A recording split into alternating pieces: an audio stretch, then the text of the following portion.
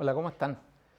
Movimientos de Tierra, Arte y Naturaleza es una imperdible muestra de 6 notables artistas que ustedes tienen que ver en el Museo de Bellas Artes. Allí destaca el trabajo de nuestra invitada de hoy, con su gran quipu mapocho, que conecta con una recuperación de la historia del niño del plomo. Una oportunidad para conversar con una creadora, artista, escritora que reside hace largos años en Estados Unidos y que va dejando una notable huella con su creación de medio siglo casi, con acento en la valoración de las culturas ancestrales de nuestros pueblos originarios. Vamos a tener el gusto de compartir la conversación hoy día con Cecilia Vicuña.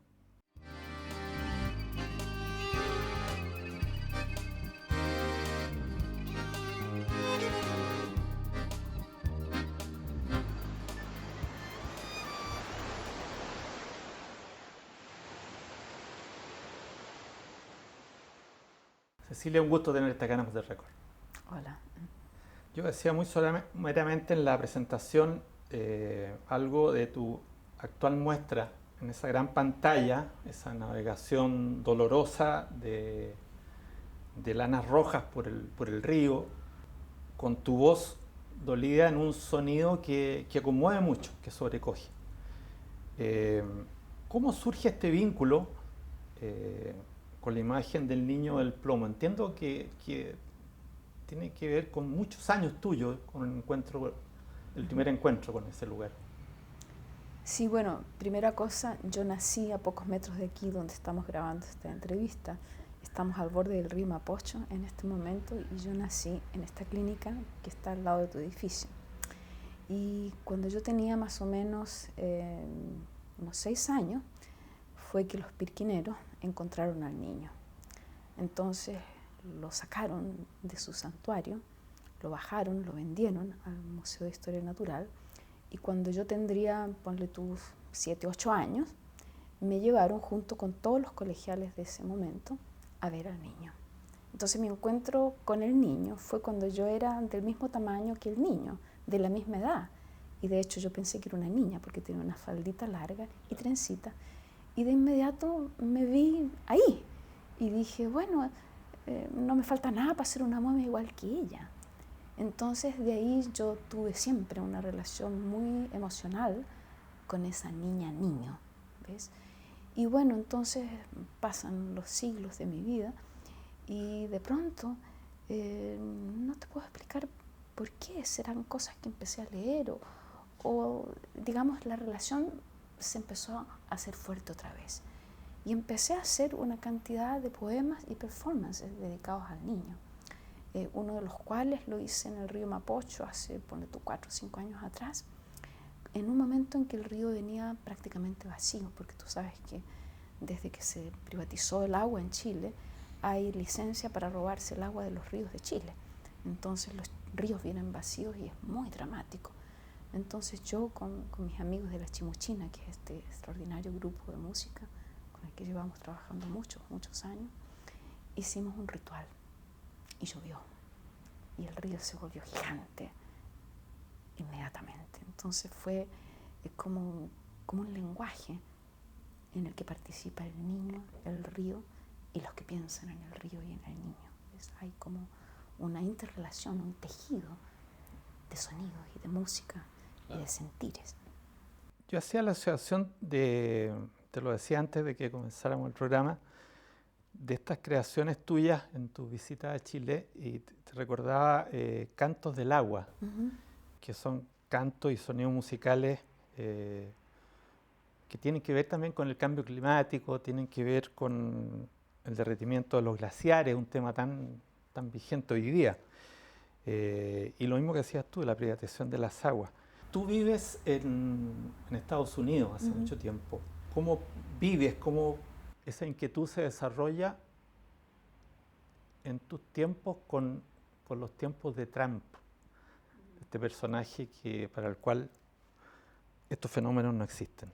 Es verdaderamente desolador estar en Estados Unidos.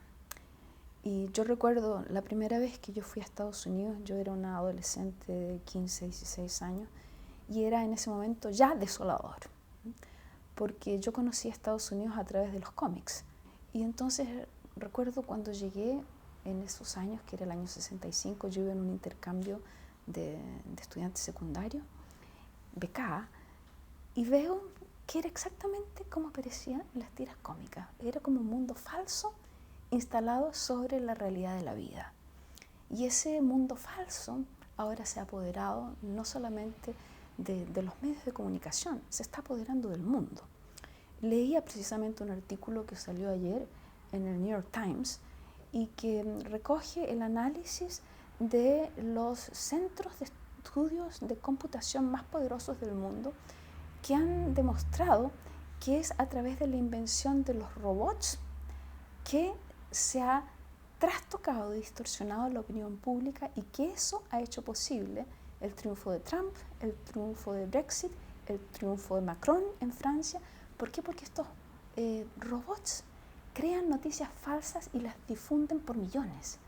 Entonces eso distorsiona la opinión pública. Entonces, si tú piensas que Trump no ganó las elecciones y sin embargo los medios de comunicación lo presentaron a él desde aún antes de la votación como el gran personaje, te fijas, entonces hay esta imposición de una realidad falsa sobre la realidad compleja que es lo real, te fijas. Entonces ese sentido de irrealidad que hay allá es profundamente doloroso, porque está matando el mundo, matando todo aquello de lo que depende la vida. Entonces, si mi trabajo siempre fue aterrizar, estar en el ser, eso se ha intensificado por el contraste de estar allá. Aumenta el desafío. Indudable.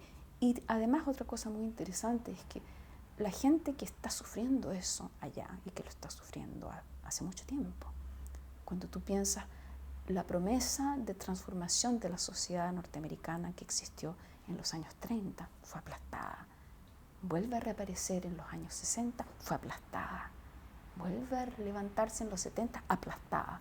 Entonces son muchas generaciones de movimientos civiles en que la sociedad civil ha tratado de recuperar un sentido de participación democrática, y eso es cada vez más imposible, porque entre las noticias falsas y la manipulación del voto, la supresión del voto, ya la democracia aparece como un deseo o un sueño imposible.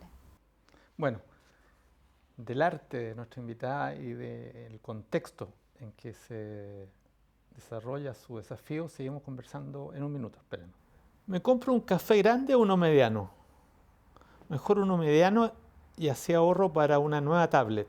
Porque ahora es posible encontrar la forma de ahorrar o invertir sin dejar de hacer lo que me gusta. Encuentra la tuya en bancoestado.cl.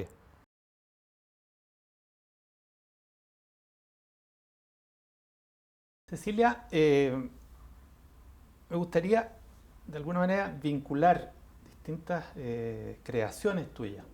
Y me llama la atención, quizás debería preguntarte más por el concepto de los quipus en tu creación. Y lo hago asociándolo con otra experiencia tuya que tiene como nombre Río de Sangre, que es realizada en Atenas, en Grecia. Y mirando desde nuestra historia originaria, donde tú escarbas mucho y bien, ¿qué conexión? Porque en la visión de la obra surge, pero ¿cuál es la conexión que tú aprecias con esta realidad, por ejemplo, con la mitología griega? Muy buena pregunta. Bueno, imagínate que realmente para Documenta, que es esta gran exposición que por primera vez se hizo en Kassel y en Atenas, yo fui invitada a hacer dos obras, ¿no? Que es un gran quipu que se hizo, en realidad fueron dos quipus, uno en Atenas, muy gigante, de 8 metros de alto y 6 metros de diámetro, y uno aún más alto, de 10 metros en Kassel, Alemania, pero que tiene un diámetro más pequeño, un diámetro como de 2-3 metros más o menos. Entonces, además de eso, me invitaron a mostrar mis pinturas de los años 70, que han estado sepultadas y olvidadas durante 40 años y ahora que se están pegando una especie de renacimiento insospechado. Entonces yo con motivo de eso decidí publicar un libro que lo publiqué en Berlín hace 2 meses atrás para la Documenta y que es la historia del hilo rojo.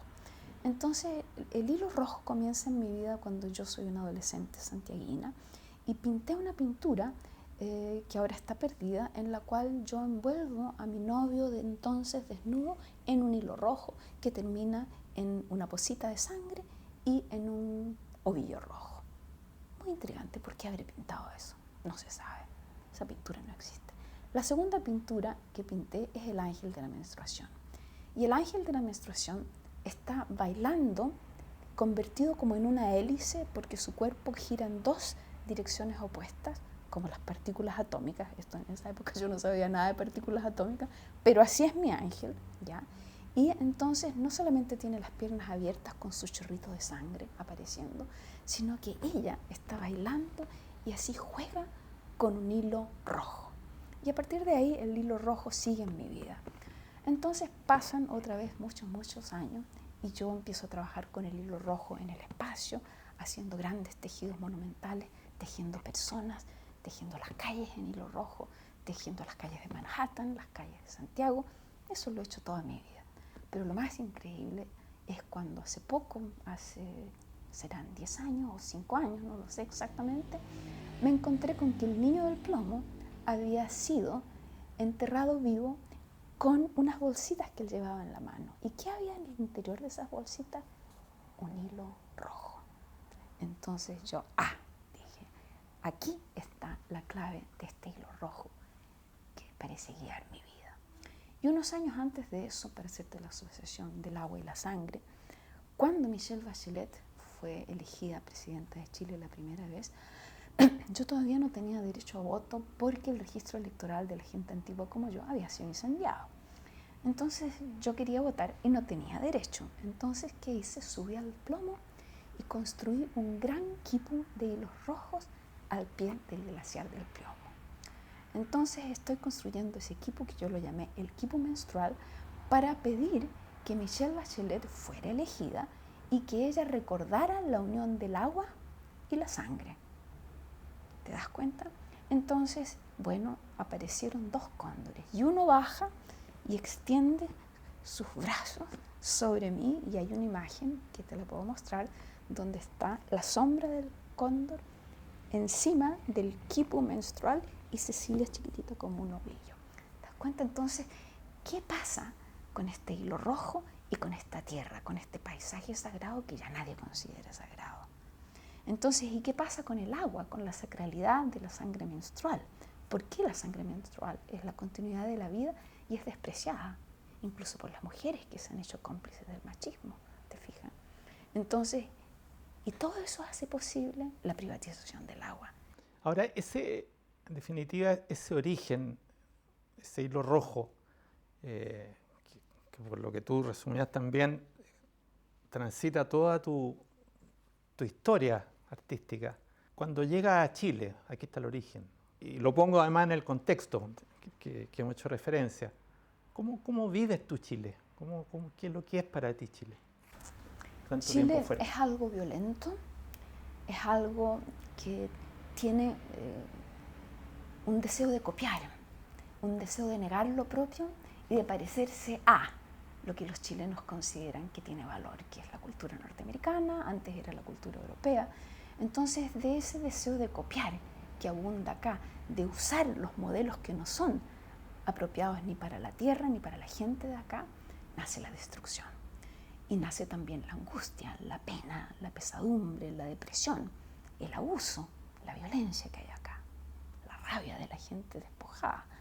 Entonces yo llego acá y por una parte está la tierra monumental, la tierra magnífica, la tierra infinita de las montañas, de los ríos, de la mar.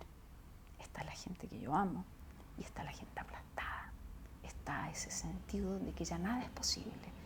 Como se dice en Chile, estamos todos cagados y no hay remedio, no hay ninguna luz ni una potencialidad de creatividad ni de transformación, porque Chile parece idolatrar la mediocridad en este momento. Entonces, ¿qué siento?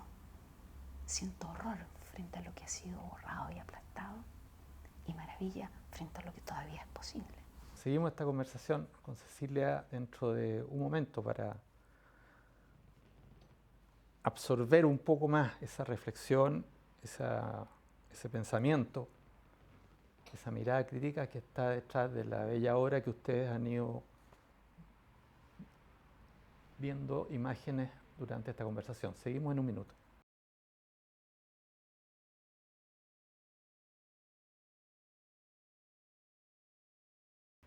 Cecilia, en este recorrido tan rápido, siempre en programas como este, de una obra tan grande, que daría para tanto más, este sello de tu creación está el trabajo con la naturaleza, en las calles, empleando desechos, semillas, hojas secas, huesos, palos, lo que se llama precarios desde alguna mirada. Ahora, y al mismo tiempo resulta natural definirte a ti, si es que estas definiciones sirven para algo, como pionera en un arte conceptual. En tu experiencia con el público, ahora estás en muestras, en exposiciones en Chile y estás permanentemente en todo el mundo con eso. ¿Tú dirías que con el paso del tiempo la comunicación con ese público que se encuentra con estas miradas es más fluida y menos prejuiciosa? Indudablemente. Imagínate que cuando yo inventé el concepto del arte precario, inventé el nombre y la categoría del arte precario a mediados de los 60, cuando yo todavía era una adolescente, ¿te fijas? ¿Y por qué lo llamé arte precario? Porque para mí yo ya sentía que la vida humana, que la vida del planeta era precaria. Ya se sabía, en los años 50 se sabía que la vida en el planeta corría peligro, ¿te fijas? Entonces, cuando hice eso, eso fue un trabajo que yo imaginé que iba a pasar desapercibido siempre, pero no por la tierra misma, pero no por la memoria colectiva, ¿te fijas? Y entonces, ¿qué ha sucedido? Que no se sabe cómo y por qué esos sentimientos ahora son universales, ¿no es verdad? Porque la evidencia de la catástrofe es tan grande que ahora, por ejemplo, hay todo un movimiento intelectual que en inglés se llama precarity, ¿sí? Es decir, una traducción de la precariedad. Por supuesto, no tienen idea que en un lugar remoto del mundo había un movimiento de una sola persona que se llamaba el arte precario. ¿Te fijas? ¿Y es importante o no es importante que esos dos polos de la historia del sur y la historia del norte se encuentren? Sí y no, ¿te fijas? No si desde nuestra perspectiva nosotros decidimos valorar nuestra propia historia, ¿te fijas? Entonces, ¿qué sucede? Que al principio, cuando yo hacía los performances que hago ahora, que en realidad mis performances han cambiado, pero no han cambiado del todo. Yo ya hacía esos performances sola en una playa en los años 60. Entonces los otros niños me tiraban piedra, se reían de mí, me gritaban cosas, ¿te fijas? Ahora hago ese performance en la costa griega. Toda la gente se da cuenta que tiene que ver con los dioses griegos. Toda la gente se da cuenta que tiene que ver con los refugiados que naufragan y se mueren por miles tratando de cruzar el Mediterráneo. Y llegan cientos de personas a participar en el performance ritual que yo hago. Entonces ese gesto solitario se ha convertido en un gesto colectivo.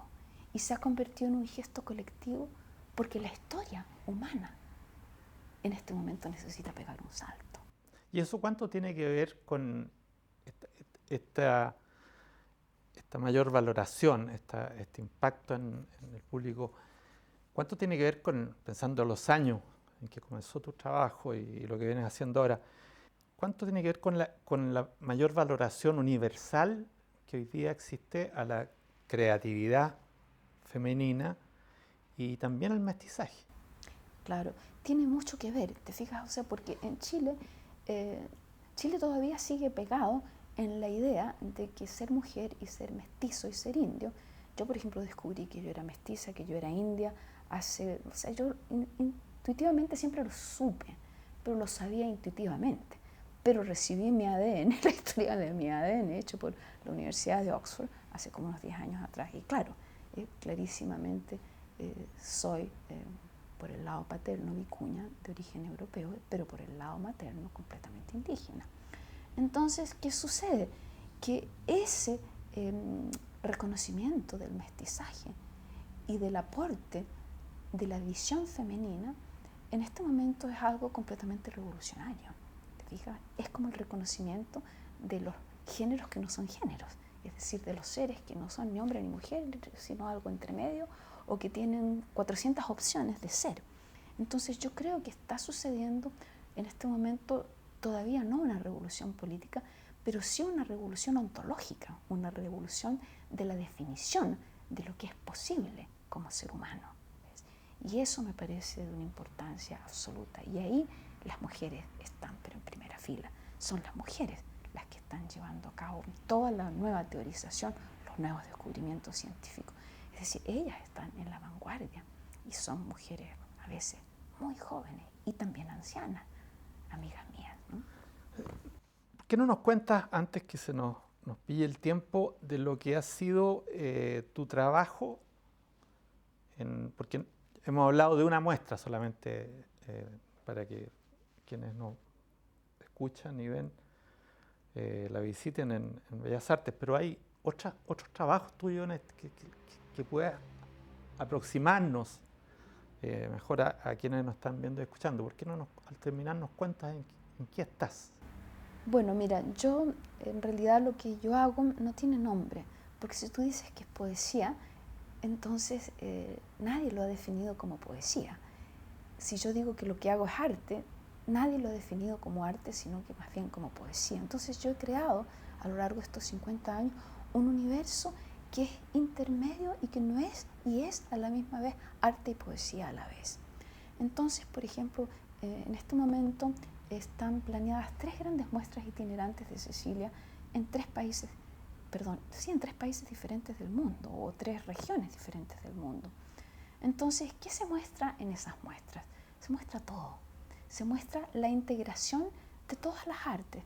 Están mis películas, están mis cantos, mis dibujos, mis libros, mis obras precarias, los performances, mi trabajo colectivo con comunidades inmensas de gente, mi trabajo solitario, todo.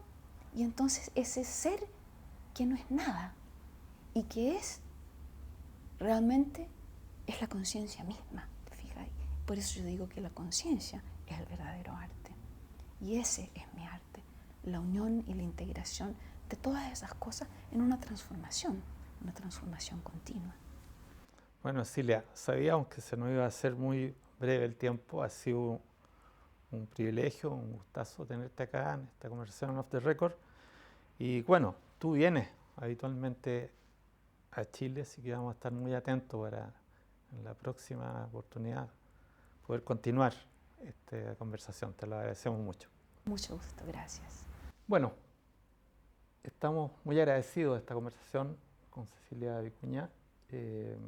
Nos ha dejado conversaciones, puntos de vista que ustedes compartirán, conversarán, se inquietarán por saber más en casa, y nosotros vamos a quedar muy atentos a sus próximos viajes para volver a tenerla como un privilegio aquí en Off the Record. Será hasta la próxima.